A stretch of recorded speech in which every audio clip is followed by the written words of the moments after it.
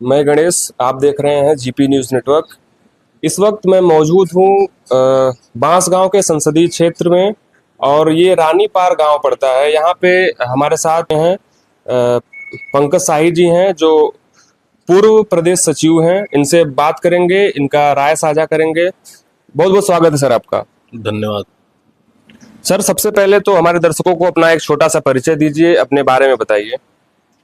मैं जिला पंचायत सदस्य यहाँ से रहा हूँ और समाजवादी पार्टी में बूथ मेंबर से लेके प्रदेश सचिव तक रहा हूँ। जी जी। और यही सफ़र, राजनीतिक सफ़र चल रहा है अभी। आप जिला पंचायत भी पहले मेरे पिताजी जिला पंचायत सदस्य रहे हैं। इस बार यहाँ से जिला पंचायत सदस्य सूरज कुमार हैं। क्या सूरज कहाँ? हाँ, सूरज कुमार हैं। जैसा कि हमारे दर्शकों को मैं बता दूं कि गोरखपुर में जो चुनाव होगा और बांसगांव में जो चुनाव होगा वो 7वें चरण में चुनाव होगा, जो कि 1 तारीख को होगा। तो इसके बारे में आपकी क्या तैयारी है? आपके जो पार्टी है वो आपको एक खास जिम्मेदारी सौंपी है आज ही के डेट में, तो उसको लेके आपको क्या क्या कहना है?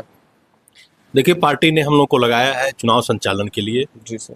कि सुचारू रूप से काम हो सके और रणनीति ऐसी बने कि जिससे हम चुनाव जीत चुके। लेकिन यहाँ पे लड़ाई दूसरी हो चुकी है बांसगांव में, विशेष तौर से बांसगांव पार्लियामेंट में। यहाँ पे सांसद का इतना विरोध है कि यहाँ पे आम जनता सांसद से परेशान हो चुकी है। 15 साल में सांसद मुश्किल से 15 बार दिखाई दिए होंगे। और जनता की स्थिति ये है कि उन्होंने तमाम लोगों के ऊपर SC ST लगवाने का काम किया, तमाम लोगों को थाने में प्रताड़ित करने का काम किया और कहीं कोई उनका काम नहीं दिखता है। जैसा कि हम भी कल क्षेत्र हो या फिर बड़हलगंज का क्षेत्र हो या फिर बांसगांव का उनका खुद का वो एरिया हो, तो ऐसे में आपको क्या कितना लड़ाई जो है, ये जो सपा के गठबंधन है कांग्रेस से, वो कितना सदल प्रसाद जी प्रत्याशी हैं, वो कितना उनको इस पे बेनिफिट मिलेगा उससे? देखिए, सबसे बेसिक बात आप ये समझिए, सदल प्रसाद जी जन नेता है जी, और कमलेश पासवान जी व्यापारी हैं। आप कमलेश पासवान जी सांसद होने के बाद आप बलदेव प्लाजा से उनकी पहचान शहर में है। सांसद के रूप में पहचान कम है, लेकिन बलदेव प्लाजा के मालिक हैं, इससे ज्यादा पहचान है।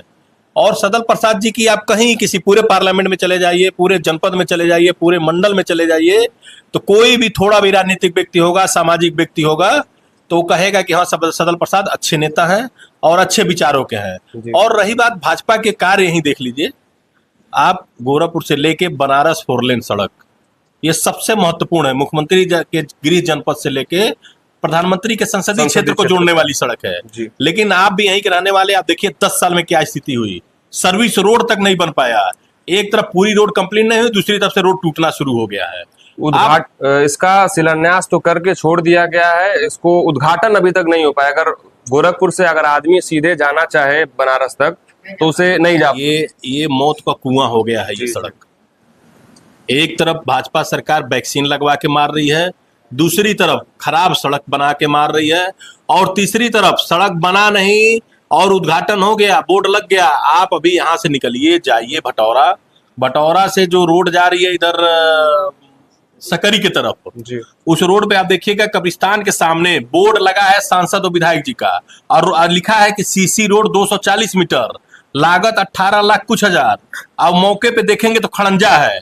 इससे बड़ा फर्जीवाड़ा और जनता के बीच में इनकी सच्चाई जानने का क्या ये नजीर है? आप जाके देखिए वहां उस रोड को। 2019 का जो परिणाम था बांसगांव के क्षेत्र में, लगभग 1 या 1.5 लाख वोट से सदल प्रसाद जी हारे थे। तो कितना चुनौतीपूर्ण है इस बार आपके इस दौरे में, इस क्षेत्र में आप जनसंपर्क कर रहे हैं, डेली का आपका इतना चलना उठना बैठना है, तो कितना आपको इस चुनाव में बहुत अंतर है जी।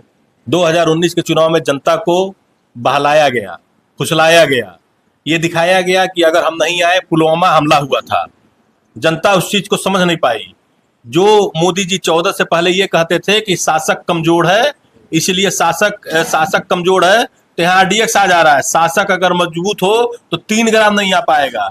मोदी जी आज तक जवाब नहीं दे पाए। 5 साल बीतने जा रहा है कि 300 किलो RDX कहाँ से आया, और पुलवामा हमला की वजह से जनता समझ नहीं पाई। इसलिए पिछली बार की लड़ाई की तुलना नहीं कर सकते हैं, इस बार लड़ाई दूसरी। इस बार हर जाति धर्म के लोग इंडिया गठबंधन को जिताने की काम कर रहे हैं। सरकार जो एनडीए की सरकार थी, वादा किया था कि लगभग 2 करोड़ रोजगार हर साल दिया जाएगा, तो वो कितना पूरा हुआ दिखता है, या फिर उस पे अब क्या कहेंगे, कितना विफल रही उस पे सरकार? विफल ये रही कि पढ़े लिखे नौजवानों को पकौड़ा तलवा रही है। पढ़े लिखे नौजवानों को पकौड़ा तलवा के कर एक हमने रोजगार दे दिया। और इस सरकार का क्या है, न शिक्षा है, न स्वास्थ्य है, न रोजगार है। किस मुद्दे पे है? अरे नौजवान नौजवान सही चीज तो ये समझिए कि नौजवान अभी समझ नहीं पा रहा है। नहीं, नौजवान अगर सही से समझ जाए तो नौजवान इस सरकार को उखाड़ के फेंके। और देखिए फेंकने जा रहा है, एक सीट भी नहीं जीतनी चाहिए। अगर विकास की बात करेंगे तो 543 में एक सीट भी इनकी नहीं आनी चाहिए। अगर आपकी सरकार आती है यहाँ पे या फिर केंद्र में सरकार बैठती है, तो आपके हिसाब से क्या मुद्दा होना चाहिए युवाओं को लेके, बेरोजगारी को लेके, शिक्षा को लेके, हॉस्पिटैलिटी को लेके, तो उस पे क्या आपका सरकार क्या कितनी सुरक्षा मुहैया कराती है? देखिए सुरक्षा के मामले में हमारी सरकार ने, उत्तर प्रदेश की सरकार ने जो काम किया, आप 1090 देख सकते हैं, डायल 100 देख सकते हैं जी। पुलिस मुख्यालय जाके आप देख सकते हैं। ये बोलोरो और जो इनोवा डायल 100 में आई, ये आदरणीय अखिलेश यादव जी की सरकार की देन है। आप देख सकते हैं गोरखपुर से देवरिया 4 लेन अखिलेश यादव की एक सरकार की देन है। गोरखपुर से महाराजगंज 4 लेन अखिलेश यादव जी की देन है। गोरखपुर से कालेसर तक 4 लेन अखिलेश यादव जी की देन है। रामगढ़ ताल पे नौका बिहार पे जो सुंदरीकरण हुआ वो अखिलेश यादव जी के दिन पे है, जिसपे गुब्बारा टांग के योगी जी फीता काटते हैं। ये तमाम योजनाएं हैं सब कुछ, जबकि इस जनपद ने एक सीट भी नहीं दिया। इस जनपद ने एक सीट भी नहीं दिया, उसके बावजूद इस जनपद में इतना काम किए हैं। योगी जी बता दें क्या किए हैं फीता काटने के सिवाय? एम्स के लिए जमीन अखिलेश यादव जी ने दिया। हमेशा आरोप लगता है, एनडीए सरकार लगाती है कि जो एम्स की जमीन थी वो जाते जाते, जब उनकी सरकार जाने लगी 2016-17 में जो विधानसभा का चुनाव हुआ था, जाते जाते आनंद फानन में उन्होंने साइन करके सौंप दिया था। उस पे क्या सच्चाई है, क्या उस पे जनता को बताइए मेरे। ये झूठ है, सरासर झूठ है। जी। और जाते जाते क्यों सौंपे? ऐसा नहीं है। ये पहले प्रस्तावित किए थे आदरणीय अखिलेश यादव जी जमुना निषाद जी के गांव के पास, लेकिन केंद्र की सरकार ने उसको रिजेक्ट कर दिया और यहाँ पे फिर प्रस्तावित से यहाँ करोड़ों की जमीन दी है। जी। सबसे कीमती जमीन दी है कूड़ा घाट में। तो ये बताइए, अगर वो नहीं चाहते तो टाल गए होते। जब इतना दिन टाल गए तो चुनाव भर कितना दिन था। लेकिन वो चाहते हैं विकास में, कभी अवरोध पैदा नहीं करना चाहते, हमेशा विकास की बात करते हैं, कभी वो जाति धर्म की बात नहीं करते। सर्व समाज को लेकर चलने का काम अखिलेश यादव जी करते हैं, जिसके नजीर आप देख सकते हैं। लखनऊ में जनेश्वर मिश्र पार्क उन्होंने बनाया। जनेश्वर मिश्र गांव होते हैं। बता दें भाजपा सरकार किस मिश्र के नाम पे काम कराई है? उत्तर प्रदेश में जो लोकसभा की सीटें हैं वो कुल 80 सीटें हैं, तो उसमें से आप इंडिया गठबंधन को कितना सीट आप देख रहे हैं, या फिर कितना सीट आप देना चाहेंगे अपने हिसाब से?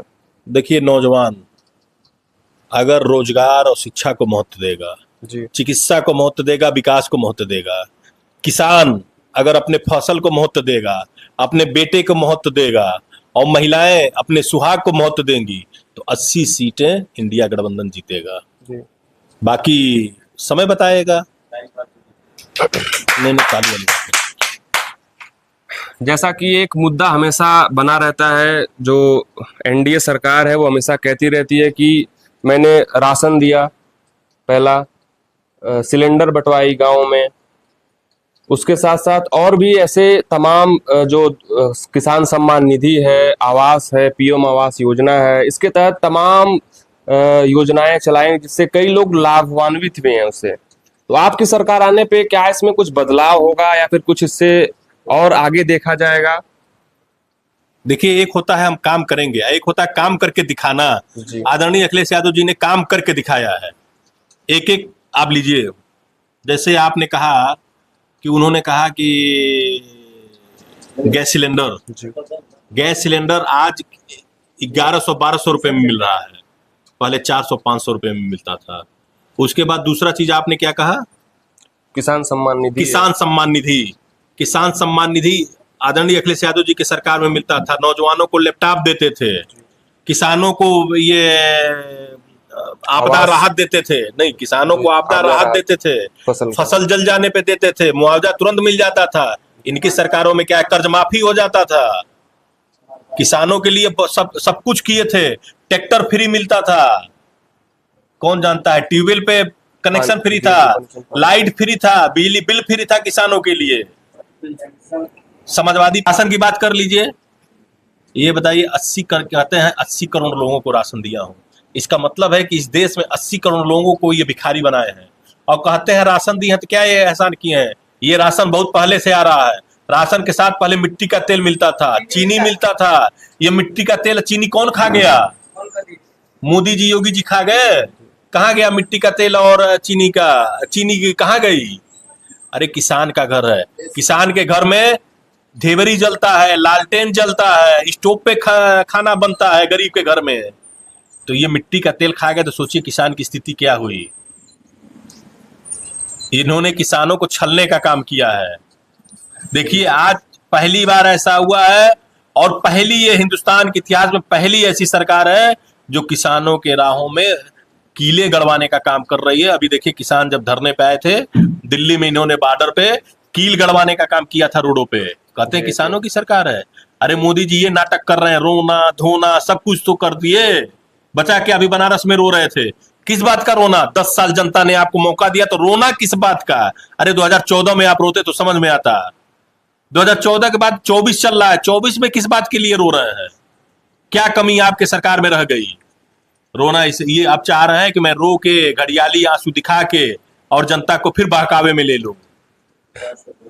और इस बार अगर जनता बहकावे में आ गई तो आप संविधान और लोकतंत्र समाप्त मानिए। इसके बाद देश में चुनाव नहीं होगा, कोई नौजवान को रोजगार नहीं मिलेगा, हर नौजवान इनका गुलाम होगा, हर नौजवान अडानी अंबानी का नौकर होगा। स्वतंत्र देश अंबानी और अडानी का गुलाम बन जाएगा।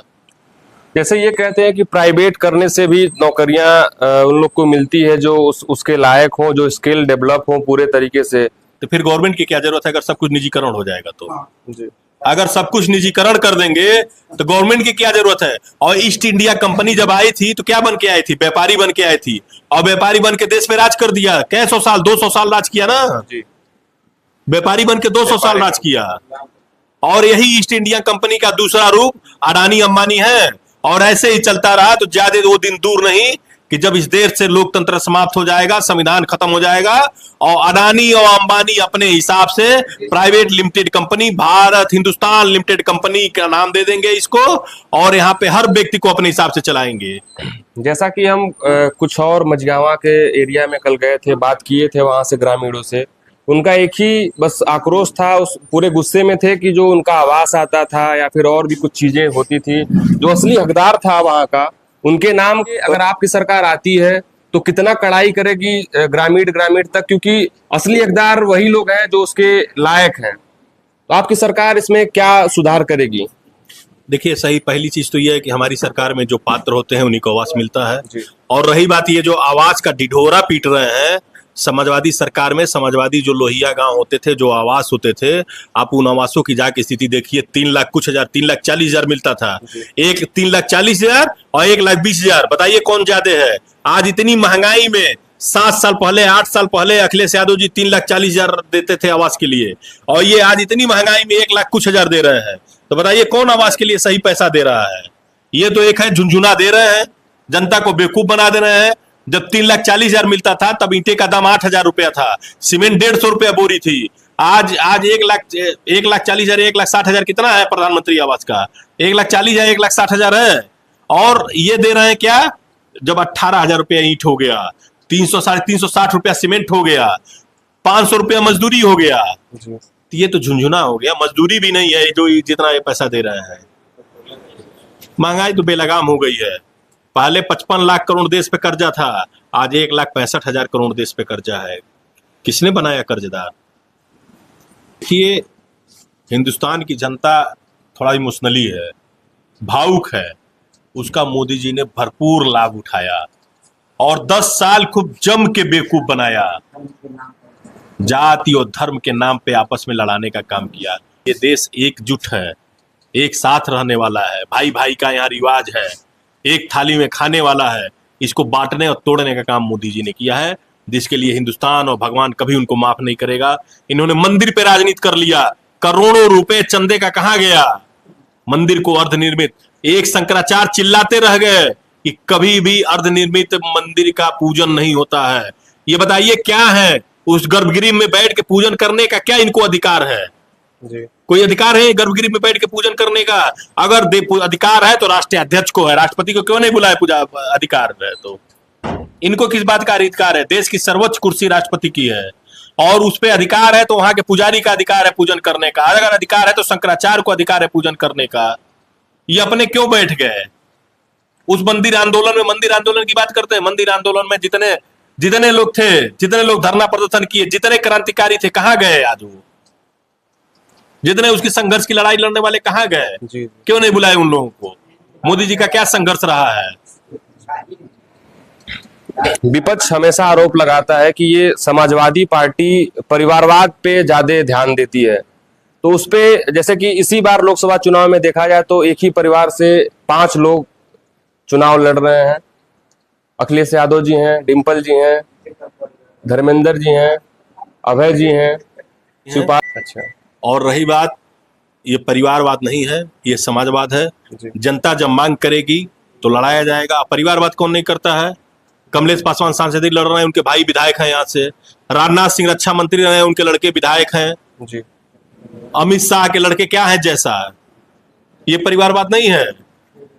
बॉलिंग देखिए कर रहे थे, अभी कुछ दिन पहले एक वीडियो वायरल हुआ था उनका बॉलिंग करने का। बॉलिंग नहीं कर पा रहे हैं और बीसीसीआई में मेंबर सेक्रेटरी बने हुए हैं। ये परिवारवाद नहीं है। और परिवारवाद गुनाह कहाँ है? भगवान रामचंद्र जी जब बन जा रहे थे तो सीता माता उनके साथ गई थी, लक्ष्मण जी साथ गए थे। क्या परिवार को छोड़ के भाग जाए जैसे ये बीबी को छोड़ के भाग गए? बिल्कुल नहीं। परिवार को साथ लेके चलना ही समाजवाद है। जी। तो जाते जाते आप अपने जो उम्मीदवार हैं बांसगांव से सदल प्रसाद जी, आप उनको कितना बड़ा जीत प्रदान करेंगे? कितना बड़ा उनके झोली में आप जीत डालेंगे? थोड़ा बताइए। ऐतिहासिक मतों से जीतेंगे सदल जी, ऐतिहासिक मतों से जीतेंगे जी। और उनकी जीत निश्चित होगी। अभी आदरणीय अखिलेश यादव जी की और राहुल गांधी जी की सभा लगी है जी जी। और उस सभा के बाद एकदम एक तरफी लड़ाई हो जाएगी, एक तरफा लड़ाई हो जाएगा और सदल जी बम्पर से जीतेंगे। तो चलिए, इसी के साथ आपको बहुत बहुत शुभकामनाएं, बहुत बहुत बधाई। और जीत के बाद हम आपसे फिर से मिलेंगे, आपका इंटरव्यू लेंगे। बहुत बहुत धन्यवाद आपको, आपको भी शुभकामनाएं, आपके चैनल को भी शुभकामनाएं। ईश्वर करें कि आप दिन दूना रात चौगुना आगे बढ़े, इस सरकार की सच्चाई को सामने दिखाएं, क्योंकि ये